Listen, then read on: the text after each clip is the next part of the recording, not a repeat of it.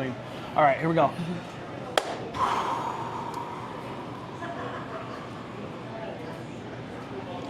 What is going on, everybody? Today's a big day for Nick's Hands Presents because today I made the long trek down to Worcester, Massachusetts to see my friend Bree at Bree's Sweet Treats. Yes. Located in the incredible, what is this place called? Worcester Public Market. The Worcester Public Market, which is like, I had never even considered how sick this place was, but it's like sort of like a cultural market, and tucked deep in the heart of it is the greatest chocolatier in Massachusetts.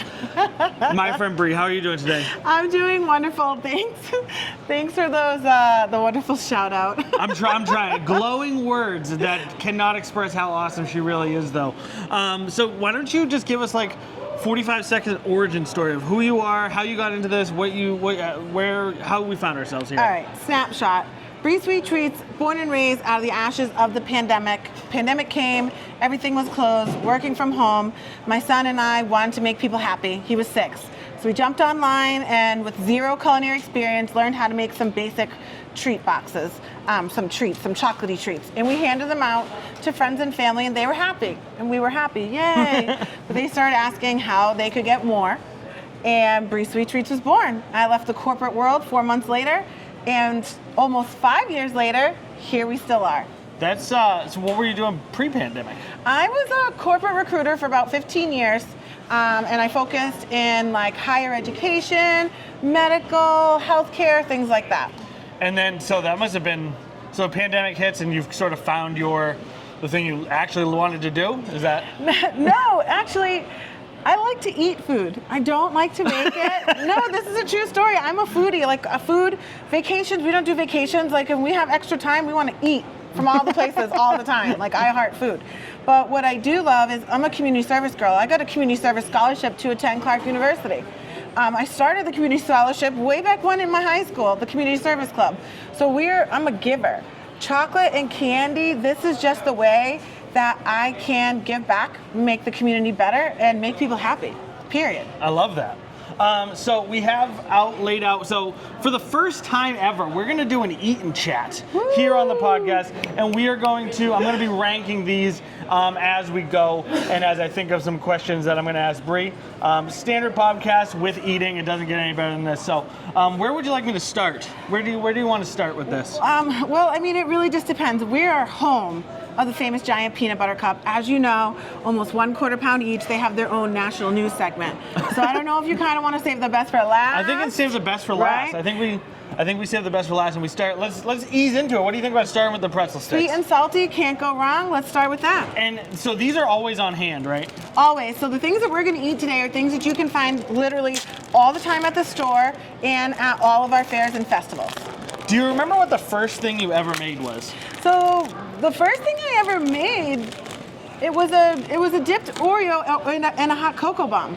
Ooh, a hot cocoa bomb? The vein of my existence. I won't make hot cocoa bombs. I have literally turned down people like, I need to order 1,000 cocoa bombs, and I'm like, not from me. I will refer you to someone else.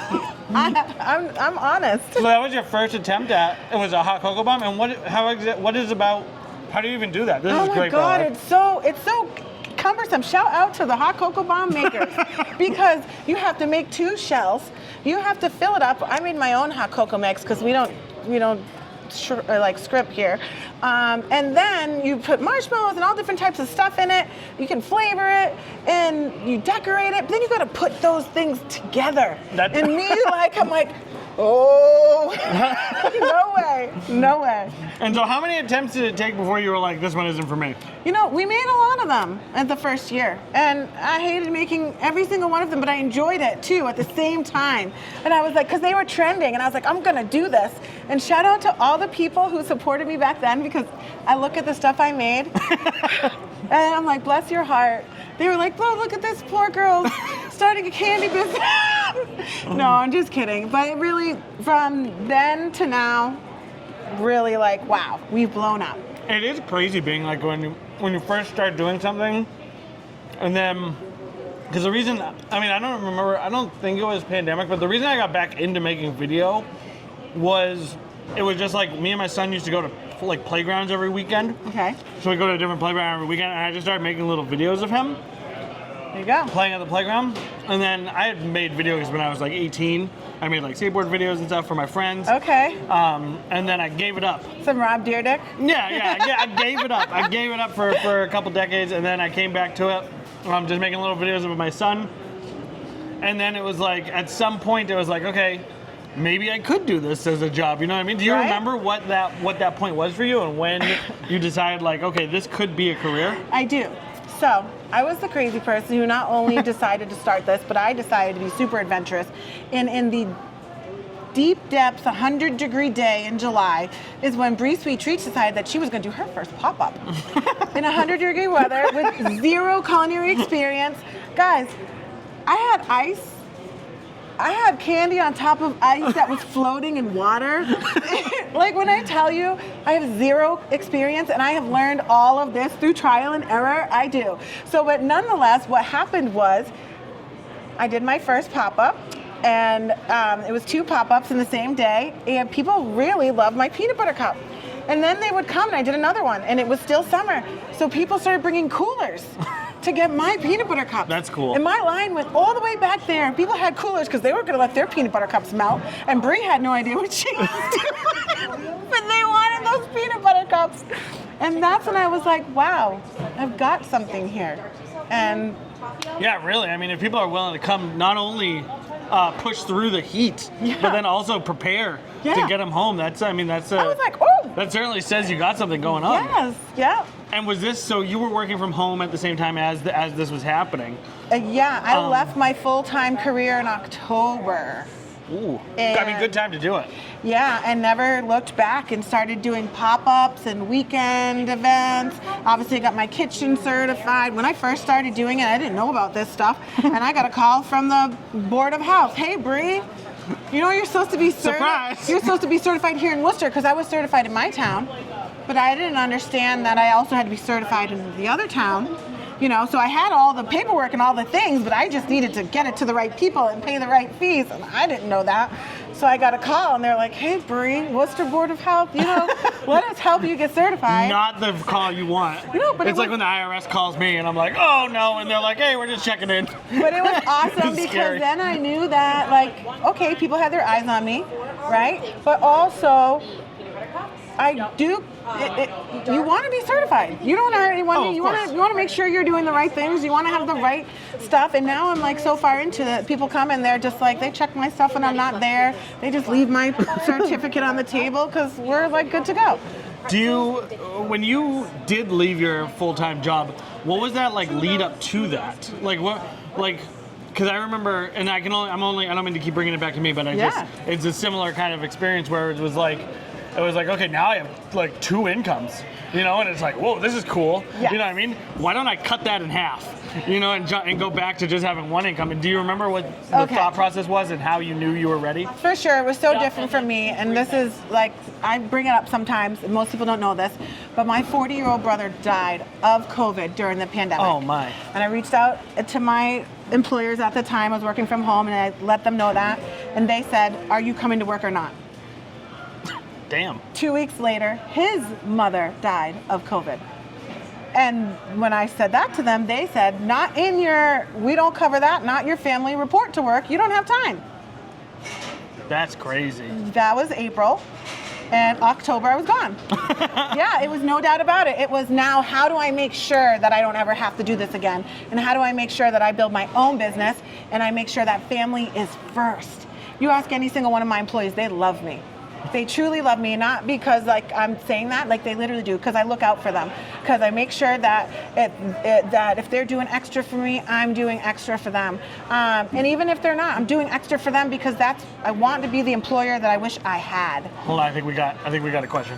Oh. 2 peanut butter cups, and could I get 2? Oh yeah, yes. This is Maggie. Guys, we are doing this during working hours. Yes, we are. That's how. Bree is so hard to pin down, and she loves her job so much that the only way I could get this interview was to do it here at the spot. Come see us at Ladies Night Out on Friday. Maggie will tell you all about it. Thank you very much. So that is crazy that they were that kind of heartless. But I mean, that's kind of par for the course on a corporate job, right? It was what needed to happen, and then I realized literally what everybody says is the corporate world has no love for you. They don't. And I want to make sure that when I grow, and as I'm growing, that they do have love for me. I don't ever plan to sell and go public, because I want this for generations to come to sustain my family. Eventually want to be philanthropic. But I want to have that love that people had for the Demoulas guy. Like, you know what I mean? I'm not, I'm never going to not be at the head of my own spot. But if I ever were and something happened, I want my team to be like, no way, we're not working for anybody but Bree. And I know from the bottom of my heart that I have created an environment where that is the case. Well, I think I've met a few of your employees. I think I can certainly say that that's the truth. Either that, or you have them so scared that they wouldn't dare step out of line and say anything bad about you. I think that when you look at how like corporate, and it's gotten worse, right? Like the corporate world has gotten worse, and it's getting to the point where it really does kind of feel like I could die tomorrow and nobody would care. You are in this corporate world. I feel like you're 100% replaceable. And in Breeze Sweet Treats, I want you to know the exact opposite. I appreciate you. You are irreplaceable. My team is better because you are here. And if you were not here, we would be worse off without you. And I want everybody to know that. I love that. And is that something that, like as an entrepreneur now, you said it was 5 years ago, so you started the business when you were 30? Oh, you're so sweet. Oh my God. You think This is how you do it. This is how you do it, fellas. This is how you do it, fellas. I'm 42. This is how you get awesome interviews like this. I'm 42. So I started business when I was 37. And did you have any thought of being an entrepreneur before that? Did you have any desire to do that beforehand? I mean, I actually had to think about this. I've been an entrepreneur my whole life. I was a top Girl Scout seller. I went and shoveled. I did the paper routes. I did all the things. So I've always been finding a way to make my own money. And my dad was an entrepreneur. I grew up hanging clothes in his store and helping him in his construction business. So when I think about it, it's always been in my blood. But what I did not know is I always thought that I was going to school and get my MBA to be the head of someone else's business. I didn't think it was going to be my own. So that's why I do mentorship with youth, because I want them to know that all of this skill and all of this stuff that you're doing, you don't have to work for someone else. The skill set will be great as you develop that, but you can work for yourself. You can make your own thing and you can do what you want. People are very surprised that I don't love chocolate and candy. It's the giving back part that makes me go bonkers. I mean, I feel like that's sort of like you don't want a drug addict selling drugs. You know what I mean? Yeah. If I owned Breeze Sweet Treats, I'd be sitting here all day eating. I would have to. I wouldn't get paid. Samples? You want a chocolate covered pretzel? All right, let's take a second and let's open up. We're gonna go now with the chocolate. Are these chocolate covered Oreos? Oh no, these are called Brie Witches because I am not a fan of being sued. Okay, so they are fair. Brie Witches made with Oreos, and they're Brie Witches because I'm Brie and it's a sandwich cookie. Get it? Okay, I got it. Brie Witches. I thought it was because you were a witch. Oh, here. Little smiley face on there. Yeah. So the smiley face is the most common thing we do because we're in Worcester. And the smile was created here by the artist Harvey Ball. According to Forrest Gump. No, I'm just kidding. Really? I didn't know that. Literally. And we have the Harvey Ball. That actually was just last week. Harvey Ball. Yes, a whole smile dance, a whole thing, a whole foundation and everything dedicated to Harvey Ball and what he brought to this world with a smile. I do love this. I love the name. I didn't realize that the smile was made down here. That's crazy. Yeah. I do think, as much as I love Oreos, as you know, you've seen my content. I do think I like the pretzels better. Actually, it's like the salty sweet is hard to fuck with. That's a good flavor I love profile. the salty sweet. I love the salty sweet. So I would actually say I prefer the pretzel to the Brie Witch as well. But the Brie Witch is the second most selling thing to the peanut butter cup. Interesting. Mm-hmm. And it's the most ordered thing for corporate because we put logos on them. I was gonna say that makes sense. Customize them. So that's one of the things I think I find most impressive about, because I did a little bit of looking into your business and stuff. And you are not only this shop is really just like the spearhead, or like the point of the spearhead. You have like this whole sort of other, I don't want to like the back end thing where you're like supplying chocolate to other commercials. So you're like a B2C and a B2B. We are wholesale licensed. We make the candy for the sugar factory inside Foxwoods Casino. That's cool. I mean, that's cool. Like, how awesome is that? My Dubai cups are there right now. My peanut butter cups, my line of Halloween pretzels and Oreos. That's awesome. And they found us. So I guess my question is like, was that always part of the plan, or is that something like an opportunity popped up and you just like grabbed it by the throat and forced it to happen? So my plan has always been very strategic. I wanted to get wholesale licensed, but I needed to do everything in order and make sure I was ready for the next steps. So wholesale licensing, which enables me to sell to other stores that can sell, that was always in the plan. Becoming a part of a nationwide amazing brand was obviously always in the hopes and dreams. Did I think that it was going to happen so soon, and did I think that they were going to find me and say, I need you? Like, imposter syndrome still, like, it sits there a little bit, you know? I'm just so grateful. Yeah. No, I just think that is like, you know, because you do, like, you're here today. You were gonna be here regardless of whether I was here or not. Like, this, you didn't come in for the interview. You work at like this store. Like, I feel like these are handmade still, to some degree, right? 100%. 100% handcrafted. Handcrafted, 100% handmade. I wanted her to say it. Every single one. No, true story. Every single one is made by hand. We are, you know, I have a melting and conditioning and tempering machine, and then we, pour out the chocolate into something, but then we are making, filling, dipping, decorating, packaging, labeling, everything 100% by hand. And so then to do that at also the scale you need for wholesaling is like, not only is it like impressive, it's like, I mean, like, that's like some Bird Bees shit. You know what I mean? It's like at a level I don't think that most people are going to appreciate. And how many people do you have on your team that are doing all of this? So, funny enough, I have one incredible full-time maker who works 40 to 60 hours a week. I've trained her. She's on my team now for 3 years. And I just hired an assistant maker who comes 9 to 15 hours a week. Right now, it'll probably be about 15 going into Christmas season. To assist my maker. And then I have 3 young entrepreneurs that come to my kitchen twice a week, and we're talking about community, giving back, advocating for themselves, but they're learning food safety, packaging, labeling, doing a little bit of making, and they just love it. That's so cool. So all hands on deck. And I have 19 part-time employees. That's wild. So you have 19 part-time employees, you have 1 full-time maker. Yes. 1 assistant maker. Mm-hmm. And my husband works full-time, back of the kitchen operations. You work full-time and your husband works full-time. Yeah. And so that is, I mean, especially for chocolate is like sort of a luxury item, right? So like that just feels so amazing that you were able to do all of this, like, as, this is like your, it's not your first go, like you said, you've been an entrepreneur your whole life, but like this is like your first like real attempt at it.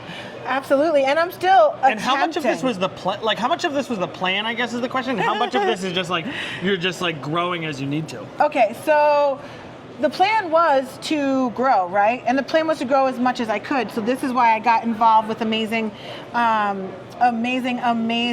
organizations like E4All and Center for Women in Enterprise, and the Sam Adams Brewing the American Dreams is how I got in that cookbook. I have a recipe in a cookbook.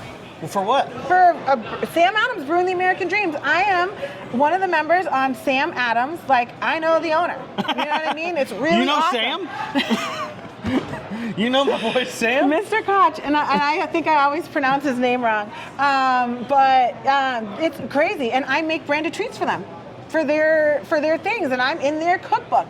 And it's because I'm a super networker, but I'm a person who knows. I do have my MBA, but I don't have the applying knowledge to help this grow where it is at the point. So I'm always getting mentorship. I know what I don't know, and I seek out the people and the mentorships and the organizations and the accelerators to help me to keep taking the next step. I've always said that, like, networking, I mean, networking is literally all I do. I mean, from everything from, like, Facebook content to going to events to meeting new people just like at the grocery store. Yep. I like kind of look at, I've always said like if you own a business, there's nothing more important than like just getting out and meeting people. Networking. Your network is your net worth. I teach that. There's a lot of, what do you call it? There's a lot of sort of like this heightened emphasis on like 1 million subscribers, or like, especially on the internet space, right? Like 1 million followers, 1 million subscribers. But most people don't realize there's only 1 or 2% of your actual full audience is actually going to buy from you, and it's actually that 1 or 2% that matters. That matters the most. You know what I mean?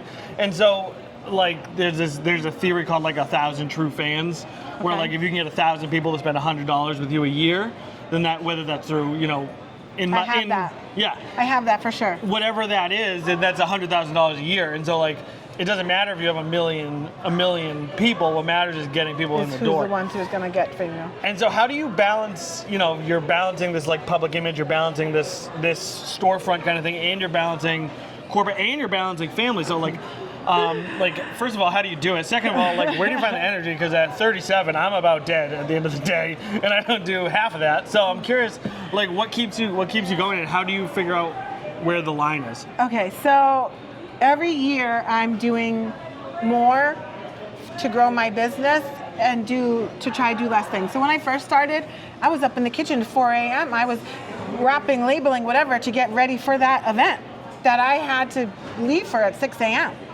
And then that year I was like, I'm never gonna do that again. So what do we have to do to make sure that this pain point is gone? And then the next year, that pain point would be gone. But there'd be a new, real, serious pain point, Yeah. right? And now you say, okay, next year, what do I do to make sure that my most severe pain point is gone? And then it would be. And now I have a next thing to continue to focus on. So for me, it was about, now I realize I need employees, right? So I have the team to go to the things. I started and I could only do one event. One time, one person, one me, right? Now I have 19 part-time employees. So on any given day, on a good day, my store could be open, my second location at the DCU Center could be open, and I could be at 3 different fairs and festivals because I have employees to work them. I feel like you've just outlined the problem I already outlined. That's not a solution.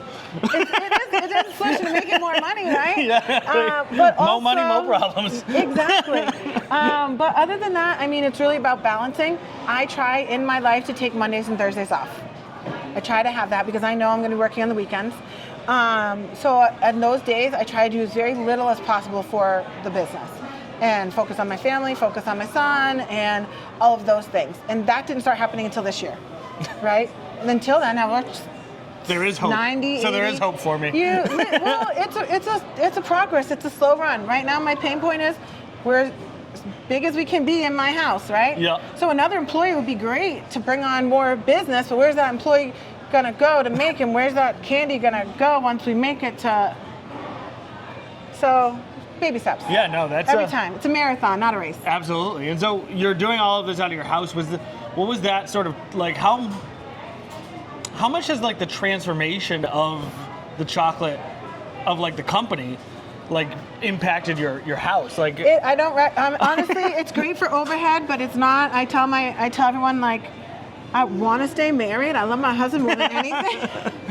I love you, baby. He loves me too. She says it off camera too. It's not just a lie. It's a true story. But it's a burden on my family. Yeah. And right now, our goal is the next step is to buy a new house, but for that to have a really big, its own commercial off of it, so that I have the separation between my workplace and my home, because it is very burdensome. It's difficult, and it's not getting easier, and we're only getting busier. I just started paying myself. Hell yeah. This year. Congratulations. You know, so these entrepreneur things are not for the shy. I think it's like, I always say it's like the only thing worse than working for yourself is working for somebody else. It's like, it's not fun. No. And it's not like, you're always busy, you're always tired, you're always like, but then at the end of the day, you're like, okay, well, at least I did it on my own for damn myself, schedule. you know what I mean? Right, I'm going to work those 90 hours, but 30 of them could be between the hours of 9 p.m. and 2 a.m. All right, now let me tell you if the burden to your family was worth it here. This is the dark s'mores. This is the dark s'mores, which is a s'mores that has gone evil. Yeah. So this is my personal least favorite. My least favorite. My twin sister's actual You have a twin sister? favorite, an identical twin sister. Oh, jeez. Yeah. Are you the twin sister? Are you actually Brie? I I am. If I had a twin sister, I would send her everywhere in my place. Yeah. Feel like I've heard that so many times. We did some fun things in high school.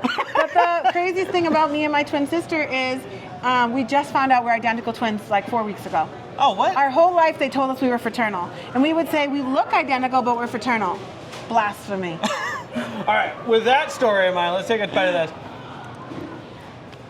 this. You just go for the whole thing. You just go all the way in there. I'm sorry, I'll clean it up. That's all right. I mean, that's good. That's good. Right? What kind of marshmallow is that? It's a marshmallow. Is it like a regular ass marshmallow? Well, it is a marshmallow and a specific brand that we use and that we love. Gotcha. But I do not make my own marshmallows. I'm sorry. That's okay. This is very good. Very good, very moist, right? The chocolate and the candy in there and the graham cracker. You get the s'mores without the fire. I'm not a huge fan of dark chocolate normally, but the sweetness really balances it out well. Whereas, like, I feel like if it wasn't dark, it would almost be too much. You know what I mean? Yeah. So we actually use a compound dark chocolate because I found that bitter chocolate, I don't like it. And I want to make candy the way I like things. And, you know, Belgian couverture, top of the line shop, that's not what we do. So this I found is perfect. And I find that people who are like, I don't like a bitter dark chocolate, they really love what we bring to the table. Whatever you just said, I'm not exactly sure with the culinary stuff, but like whatever you just said makes perfect sense. And I love it because I don't normally like dark chocolate. Yeah, So and you're here for the candy. You're not here to say, I got the finest piece of chocolate in this world. And those places, I respect those places. And amen, and more power to them, but that's just not us. I'm curious, so you just talked about how you had a full-time creator. What was that like handing off that? It was so hard. It was so hard. It was the hardest thing ever, but it was very necessary. And when I first started, I tell people and I try to be open with people when in a learning phase, because I wish people would tell me this. You're learning, and you're here to do things exactly my way, right? This is the structure, and this is what I want you to do, and it is a science of how I want things done. So when you are first coming and you're learning under me, there's a lot of correction, but it's learning. It's constructive criticism. I'm not like, what's wrong with you? You can't do this. No, you want to feel this less. You want to do this. You want to do that. No, don't do this. No. So when you're first training and you don't know what you're doing, it's a lot of correction.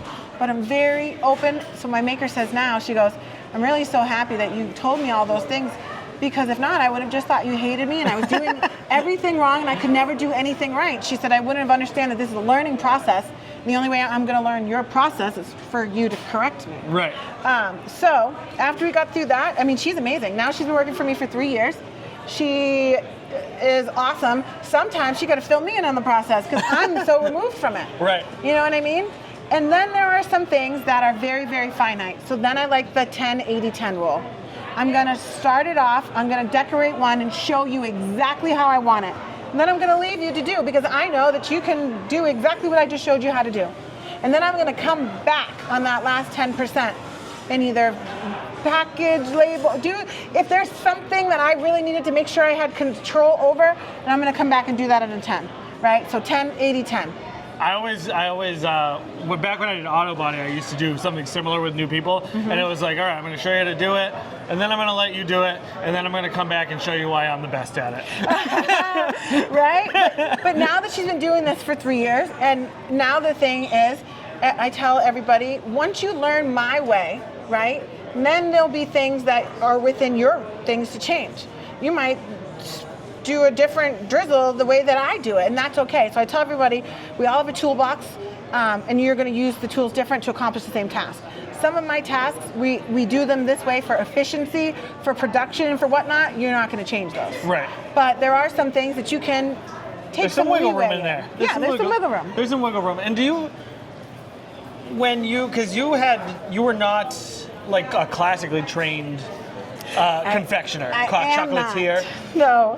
So who are the people that mentored you in how to do these, and how to create what you did, or like how did you learn it? Big shout out to my man Jesus. And Facebook and Pinterest and YouTube and Facebook groups and Facebook creators and just stuff like that. I'm literally still learning. I'm still pivoting. I'm still making errors on a daily basis, because the thing that I tap my hat on is I am not a pastry chef. I'm not a trained chocolatier. I am a girl who's doing this to make sure the community is better, making awesome food the way I like to eat it, nostalgic flavors, and making them big and bright like my personality.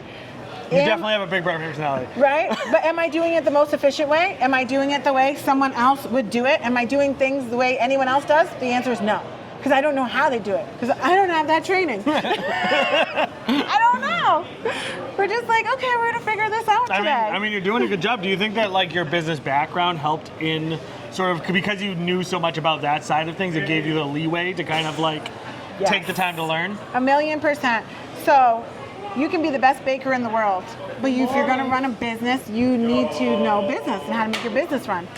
So this is the 100% example. Again, I'm going to repeat, I have no candy and culinary experience, none. I figured this out trial and error, still trial and error. But I couldn't have figured out that business background and all of those business things without the 15 years of corporate recruiting, sales and marketing and all of that stuff that I made millions of dollars for other people, millions.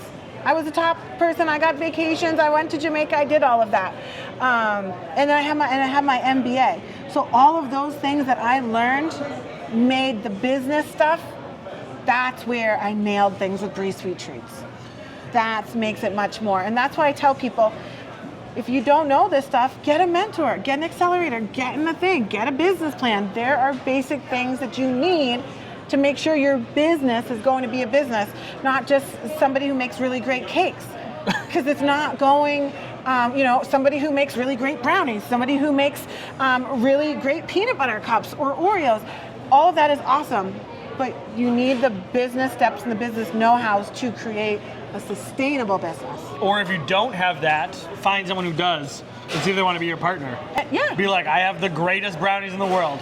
Let me talk to 10 people and see who wants in on some of this, and then they can run the business side of things. Yeah.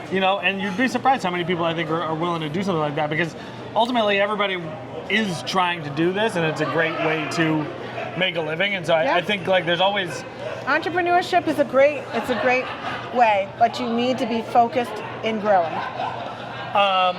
Let's try another fucking. Yes. Let's try another cup.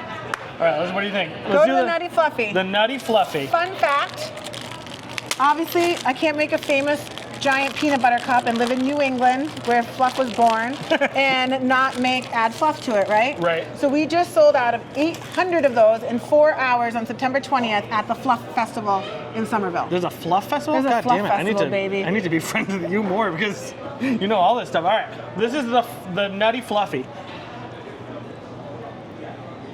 Yeah, baby. Yeah. That's so good. Yes. I love it. Right? Fluff is amazing. So I would put this in this order right here.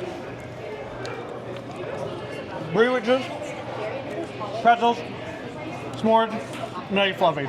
So meaning this is the number one. Okay. Number one. All right. Let's just so open the 1, food 2. dinner right now. All right. Perfect. We're basically going in order right So now. these are literally. If my only difference though for me, I'm not the s'mores. My least favorite. But this is my twin sister's absolute favorite. That's her favorite. Actually, you know what? She said this was her favorite until the Nutty Fluffy. Right. This is her favorite now. I do. Is your sister very sad or like more reserved, or is she exactly like you? She's exactly like me, and she said she's gonna stay fly forever. So she colors her hair, so her grays aren't coming in like mine. But we are the same. We are so similar, right, Maggie? Oh yeah. Yeah. I love that. People, when we told people we were identical twins, they're like, we know this. 4 weeks ago. Yeah, you were like, guys, we have something to tell you. Life. You got a twinning out party. Yeah. So what you just said about like being in New England, having the fluff, like, and then you mentioned a couple other things that makes me feel like you put a lot of thought into everything you're doing. Oh yeah. And not just kind of like like throwing something at the wall. No. And it feels like you're really This is gonna bug me. literally. Sorry, someone just held the door open for like 10 minutes, so. So what does the process look like when you're getting ready to roll out like a new product? Like I'm assuming the Dubai Cup is probably the newest. The newest and viral. I mean, those are at the Foxwood Casino, and those are at all of my wholesalers. And they won't stop ordering them. We can't keep them on the shelves. This thing is so good, it's incredible. And I'm anti-trend, so I really didn't want to do it. And then when I started looking up recipes and seeing how other people did it, I was like, that's not how I would want to eat it. So literally. So the thing about me is I make candy the way I want to eat it, which is why, like I said, we don't use that Covert dark chocolate because I dislike it. So I'm not going to put something out that I don't like. Right. So for this, we went full pistachio paste, sweetened it up, and katafi. What is katafi? It is like an angel hair filo dough. Okay. Right? So filo dough, nice and crispy. So it's fully creamy, super like just moist and yummy.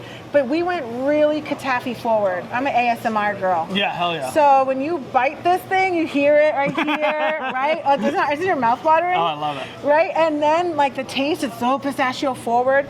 And it's just, so I started tasting them this weekend. I had one this weekend. I probably had like 7 different ones now from different places. And I just, go ahead and taste. You tell me. We're not going to taste it yet. We're good. Right. I want to have a cleansed palate. But I am curious how, like, so you see the product. I'm assuming, because I had never even heard of katafi before the Dubai chocolate thing. Like in hindsight, pistachio and chocolate seems so obvious, but I don't know why nobody had ever done it before. But I guess my question is like, how were you like, okay, I want to introduce this thing into our lineup, and then actually get it question mark, and then you end up with the product that you actually like. Like how much goes into that? We start with buying a small amount of ingredients, right? But also seeing if the ingredients are purchasable wholesale in bulk. Because if they're not, and I have to do this as a small amount, does it even make sense for the labor, the time, the packaging, rolling out to get to your pocket, right? Right. So we have to make sure that the pricing and stuff is in line. I have to know how much my item costs. So then I get it, and I get a small bunch. So we get the pistachios, and and I was like, holy crap. No, it's really crazy. And now I actually buy, I don't know where my brain is going. So either way, we make everything small, and then we make a small amount. So I can say, okay, with this amount of product, I can make 35 of these.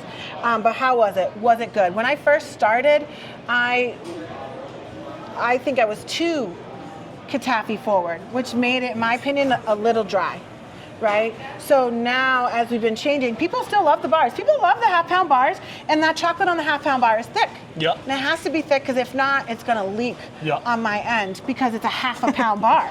Yep. So it has to be that thick.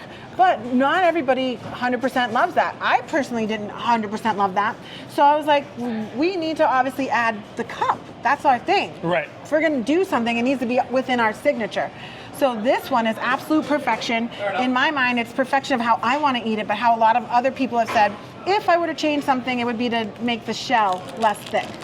So this has a more filling to chocolate ratio, which in my mind is just literally perfect. And I will tell you, 7 out of the 10 people who eat that will come back and tell us it's the best one they've ever had. And where was the purple and gold? So in my mind, a naked Dubai bar is a travesty.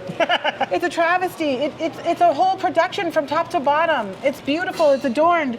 The love you put into it. It's decadent on purpose. Exactly. It's coming from Dubai. Yeah. Not a place where poor people. It was made in Dubai by a chocolatier called The Fix. So obviously we had to do our signature purple in there. Yep. And then we had some gold, and now it's just like beautiful and Brie Sweet Treats branded. It is. I love it. Yeah. All right, let's give it a shot. Here we go. This is the Dubai chocolate. Dubai. Oh wait, cup. what is that? What is that? That's called luster dust. Luster dust. It's an FDA-approved ingredient. Dust. I tell kids they're edible unicorn tears. Yeah. No, I love it.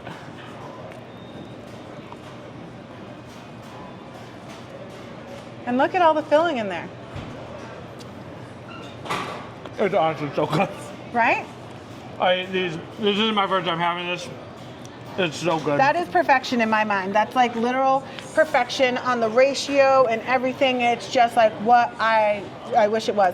And it's so funny when I give people the option, I'm like, try the Dubai cup. They're like, we want that half-pound bar. I'm like, okay, we can have that half-pound bar. The cup is unbelievable. And also, like you were saying, it's very like, the chocolate takes a back seat to like the stuff that's in there. Yes. And I love that.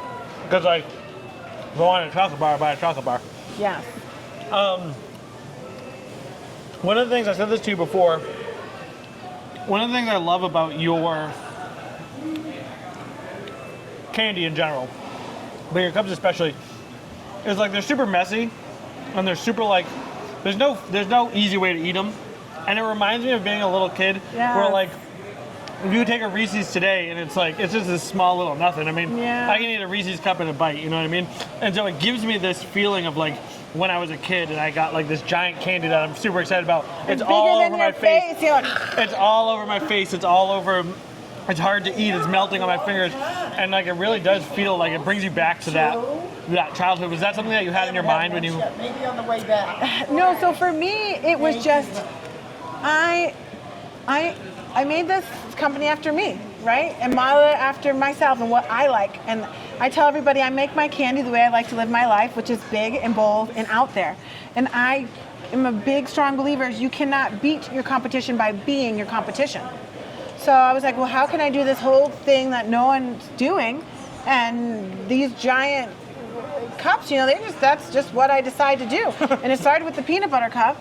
And then it just was like, all right, this is what we're going to go with. So now I take nostalgic flavors or classic flavors or seasonal flavors, and I just create them to what I want, what I like, what I wish I had.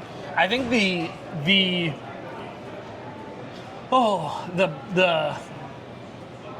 fortitude, the like daring to go into a market that is chocolate, because really the Hershey's, Nestle are like the two big players. And the Mars and the they candy, own and the candy Mars. game. Everything is owned by like those. There's only really two major chocolate companies in the U.S. And so for you to see that, and now Mr. Beast just kind of talks a little bit about this, about how he made the Beast bars because he saw that like it was just kind of an open market because there was only these two players in it. And so I guess my question is like, and then I mean your flagship being the peanut butter bar. I mean the peanut butter cup. Everybody in their life associates the peanut butter cup with Reese's. Mm-hmm. I mean, like you could ask anybody on the planet, and they would almost think that was it, right? So like, what is inside of you that makes you like say I want to the compete with Everest? Reese's? You know what I mean? The Everest of peanut butter cups, and decide to climb that mountain. You're gonna go with it. Okay, so one, it's if you're gonna be in the candy biz, then you need to use the most popular, iconic flavor combination out there, which is chocolate and peanut butter. Reese's, statistically, hands down, is the world's most famous, most loved candy. So if I'm gonna do it, I actually think the other way around. Why not put dip your toes in the already proven, time-tested, most famous combination and do it yourself? And like I said, when I first started, my peanut, when I say like I said, you can't beat your competition by being your competition. So when I first started, my peanut butter cup had a binder in it, and it was gritty, and it was dry, and I did not like that, and I did not prefer that. But at the same time, I literally said, why am I going to do that? They literally do it. They do it the best. That's what they do. So I'm going to go exactly opposite. I'm going to go fully creamy. I'm going to go big as hell, and that's how I'm going to compete with them. I mean, I think that's really awesome. And again, I just think like that's one of sort of my like not to tell you how sick you are all the time, but I think that like that's my favorite thing about you is that you saw that like this is the market. All right, so like I'm gonna go for the king. Like I'm not gonna like why would I bother fucking around on the bottom of the rungs when I can just attack the king? You know what I mean? One day they're gonna know about me and compete on their level. I feel like they probably do. I mean, at least if they're in New England. I love you. You're so awesome. I don't know if I'm like. I know that I've done well, and I know I'm a gem of Central Mass. I know that people know me because of what I do in the community, and I know that people know what's going on at, in the casino. At the casino. So I pray and hope that other people feel that I'm up there in New England as well too. I think you definitely are, and everybody feels that way. This is my personal favorite. This is the Brie mix. My this is the mix. personal favorite. So what's in this bad mama? 1 full ounce weighed out of caramel. Okay. And then graham crackers. All right. When I first started, I named that the Twixie, and then I was like, wait, I don't want to get sued making money off of their likeness. So I named it the Brie Mix because it's my take, my remix on a Twix. I love it. All right, let's give it a try. I would hate it. Here. That's going to be very stringy. The caramel is just...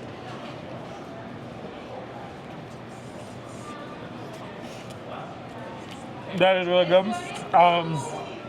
So it's got, let me show everybody. So it's got cookies, it's got caramel, chocolate. It's super good. There's no criticism. I do like the Dubai and the s'mores better though. That's Not okay. the s'mores, the fluffernutter. Fluffernutter is such like a nostalgic thing that as soon as I bit into it, I was like, Kid, right? It brings you love back it. to that peanut butter and fluff sandwich. I love it. Yeah. This is phenomenal. I'm a caramel lover, so... I'm not a super caramel guy, to be honest with you. Yeah. It gives me a little bit of a tummy ache. Okay, yeah. So, but I mean, it is phenomenal. Thank you. I'm curious, where do you source your chocolate from?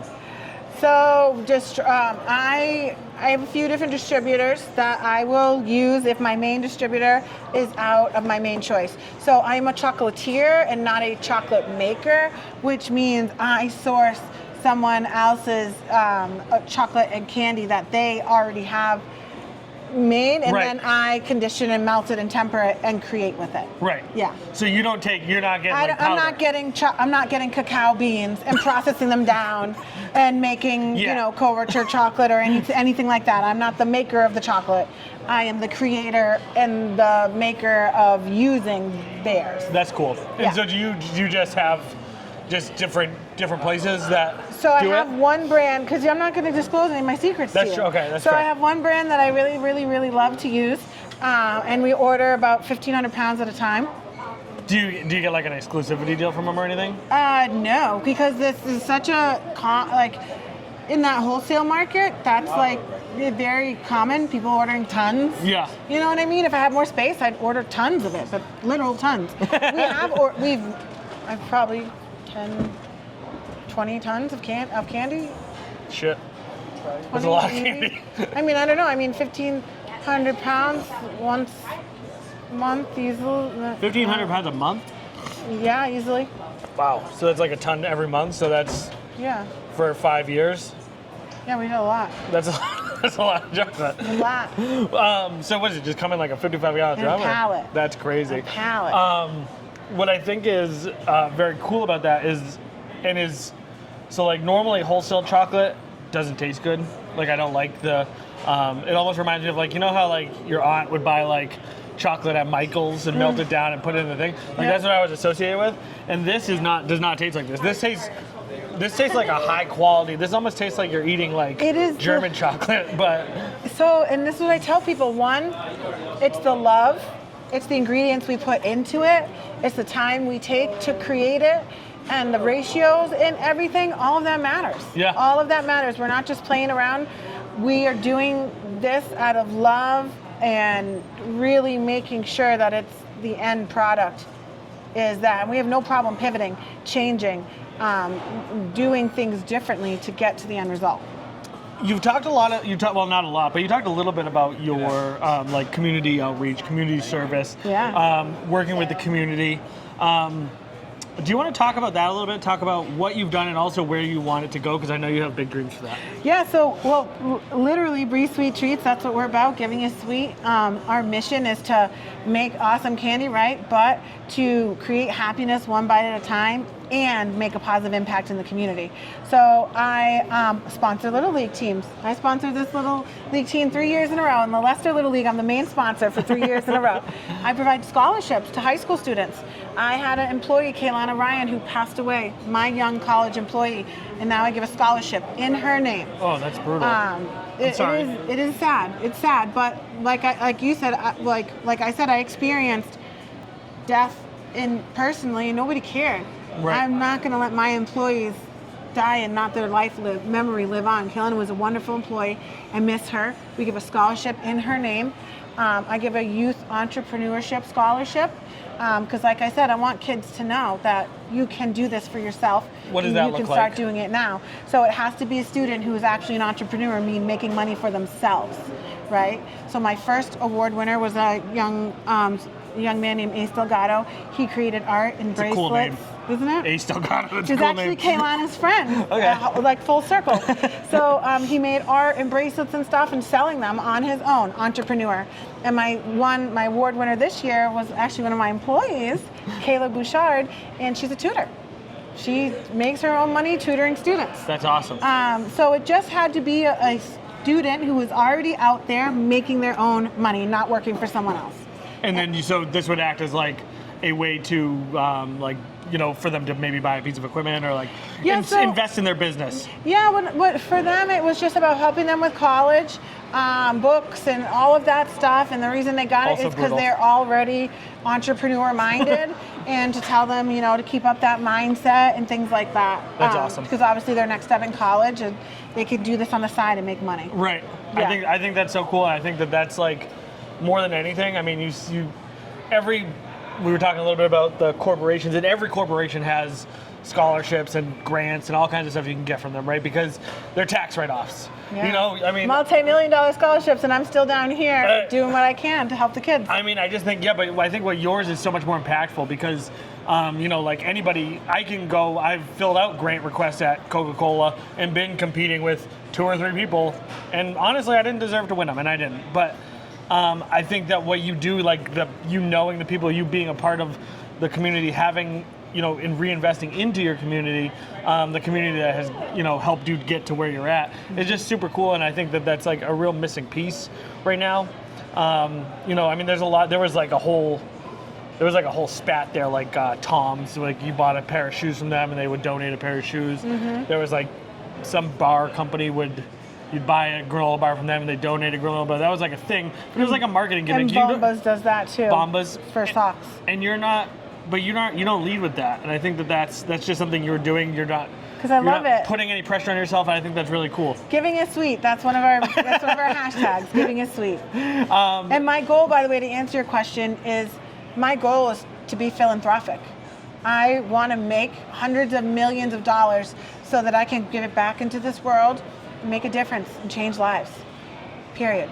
If I had $100 million, I'd probably take a nap. So you're a better person than me. No, I wanted to. What would I do with $100 million? No, but I know how many lives I could change. It is crazy. I think about that all the time. Is like how much, just like that amount of money how many like people you could make a difference for. It's like my town doesn't have a community center, and it's a shame. Any town that doesn't have a place for the kids to do something is disservicing themselves, the youth, and their future, the future of all of us. Because bored kids get in trouble, bored kids make mistakes, bored kids join gangs, bored kids do drugs.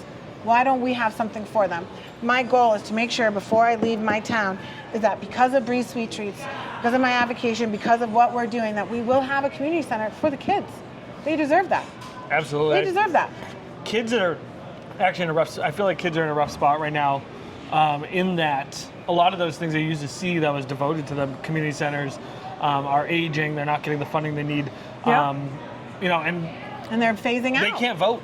Kids can't vote. Like they literally require us as adults to take their interest to heart and put them on the ballot and take them to, take their problems to other people. They can't do it themselves. Yep. And so I think I feel like we've lost that somewhere. I don't know, maybe that's gone off the rails on this podcast a little bit, but I do feel like we've lost that somewhere. It's led, and you know what? It's perfect because I'm actually on the board of directors of my twin sister's nonprofit, not just because she's my twin sister, because I believe it's in line with what we do. It's called 508 Cheers, and it's about the children advocating for themselves. Her kids in her program go to school committee meetings. They've gotten education legislation. They go to the state.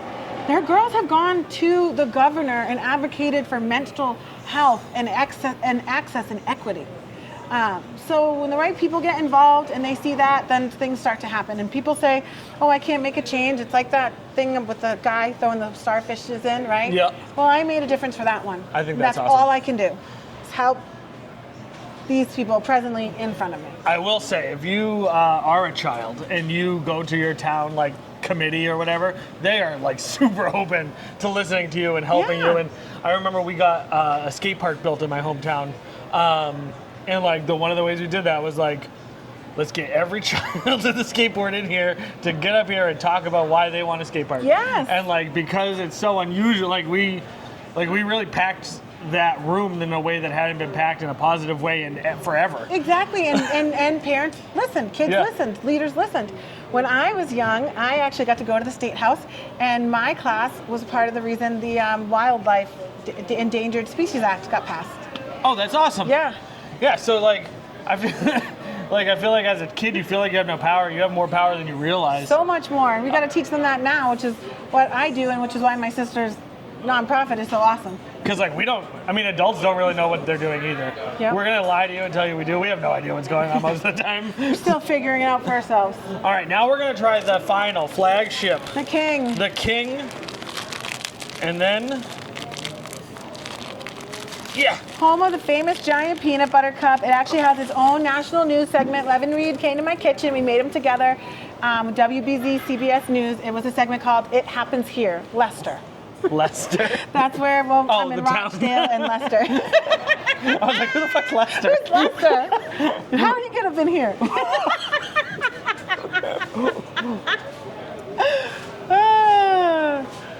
That's where it's at.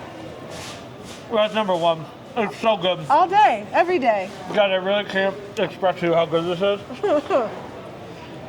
I worked that out for a year. Better The than Reese's. ratio, the wall, the coating, the thickness, the peanut butter concoction. That is the thing that I just worked the hardest on to get to this perfection. You talked about it a little bit already, but you talked about not having binders in there and having like the runny, like peanut butter, taste, regular peanut butter in there. Yeah. That change is so impactful when you eat it. And I know we're talking about food. I know we're talking about, I don't want to overblow it, you know what I mean? But Yeah. I mean, like, it's such a different experience than what you think about as a Reese's cup. And I'm curious, like, when you made that choice, did that feel like you were opening a door, or like how did you come to that? How did you come to that decision, and then how did you like move forward, and how has that sort of impacted? Because I feel like that was the big turning point. It was the turning point, and I did it just with what I liked. People would say they liked the binder, but I didn't. And I wanted to get to I feel like I was anointed for this. I really do. I feel like this is what I was supposed to do. Shout out to my man Jesus. Amen, that's right. So, like I said, everything I've done is because the way I like it, the way I want to eat it, and I don't care how anyone else wants to do it. I feel like I'm the normal person. I'm not a snooty chocolate lover. I'm a candy lover. So this is what I'm making the people for the candy lovers, right? So I feel that it was very important for me to do that because it just went back to basic business, and I can't say it enough. You can't beat your competition by being your competition. I can't step up to the king with the king's product and say, I'm gonna beat you. What? Right. That's tried and true. But the flavor profile wasn't. So I felt very confident about it. And you know what's super easy is to get somebody to try something they know they already love a flavor profile with. That's true. Oh, people are like, oh, peanut butter and chocolate? I like, yeah. And they're like, Reese's is my jam. I'm like, no, great. Try mine too. 'Cause if you love peanut butter and chocolate, you can only get more peanut butter and chocolate. There's no disrespect to Reese's. I feel like this is the king. reason. 5 years ago, I don't know the timeline, but I feel like this is why Reese's came out with the big cup. I don't know the timeline. No, definitely I don't know not. the timeline. Reese's has no idea who I am. They don't of know course who they I- do. They No, don't. You don't become the king by not knowing who your competition is. But I'm just little old Brie and Central. Yeah. Keep telling winning yourself award. that, Brie. Oh, I love you. She's trying to fool us right now. You're so The sweet. CEO of Reese's is probably watching this. Like, how am I gonna? No. He's petting a cat like Dr. Claw from Good Inspector Gadget. He's like, we can't allow this to Man, continue. Foiled. So, where can people find you? So you can find me right here in the Worcester Public Market, 160 Green Street, Worcester, Massachusetts. It's like a mini version of the Boston Faneuil Hall. It's so cool. Right? But you can park in our parking lot in Harding Street. and along the Harding Street, and it's 15-minute free parking. So come to the Harding Street area for the best amount of parking. You can find my second location inside the DCU Center in Worcester. So anytime there's a major arena game going on, railers, big concerts, my purple candy cart is open. We're there. And then you can find us online. So www.shop, you gotta put in that shop, shopbreezesweettreats.com. 2 S's, 2 E's, 2 T's. On social media, it's Shop Breeze Sweet Treats as well. And it's B-R-I. I'm not the cheese. It's not B-R-I-E. Funny thing, just a side note, about 10 times a year, someone will run up to my cart, my thing, that says Breeze Sweet Treats, and go, where's the cheese? I'm sorry. I mean, you may expand into that eventually. You might get a cow. Kind of Bree cheese. could buy a cow and you can make your own cheese. So we do ship, so you can order online. We're going to have our Christmas stuff up soon. Ship, follow us to all of our events. We do like 300 events a year. Festivals, fairs, everything. That's where I met you, was at the Chocolate Expo. Yeah. And she'll be back there again this weekend. Yeah. Or, well, this will be out. By the time, not this by is the going to time come out this is Monday. This is going to come out Monday. So if this comes out Monday, then I will be in January at the Wilmington Chocolate Expo. Okay, there we go. Yeah. And in May, do you know that they just opened we're doing one in Connecticut at Mohegan Sun? So also, boy, you're traveling all over the place. All the big places. I had one more question that I wanted to ask you, and then I just completely spaced it. Oh, what's your order? Why don't you, now that I've given my order, why don't you give me your order? Of my personal preference on taste? Yeah. Yeah, I know, I kind of destroyed them. No, that's okay. Do my chocolate second, huh? Well, because it's a trend. It's not going to be around for long, but I do really love it. So this would be mine. My first is the Brie Mix. I'm a caramel lover, yes. This Dubai thing, I mean, literally, I'll put mine up against anyone's. It's so good. It's so good. And then peanut butter and fluff, because holy moly, wow. And then the peanut butter. Then the salty and sweet with the pretzel. The Brie Witches, I do like them. I mean, I love everything, but if we got to give an order, we got to give an order. And my least favorite is the dark, the s'mores. And last but not least, do we have any big announcements coming up? Do we have anything big happening soon? What's the next product you're working on? What's the next thing? So big announcements. I mean, we're so exclusive. The sugar factory. People who own the sugar factory own like 4 different sugar factories, like multiple Johnny Rockets and Hard Rock cafes. So we're actually talking to them about getting into multiple of those restaurants. We going worldwide. Yes. And no, it's holiday time. Hit us up. Order from us. We can ship to you. We got all the holiday stuff will be coming out. We can brand. No, I mean, big news. That's it. We did it. Yeah, we did it. Awesome. Thank you so much, guys. Thank you for watching. Mwah. I love you. Please go check out Breeze Sweet Treats. We have to destroy Reese's. It's the only. When they've gotten too big, it's time to knock them off their pedestal. Bye, guys. Stay sweet. Bye. Stay sweet. I love that.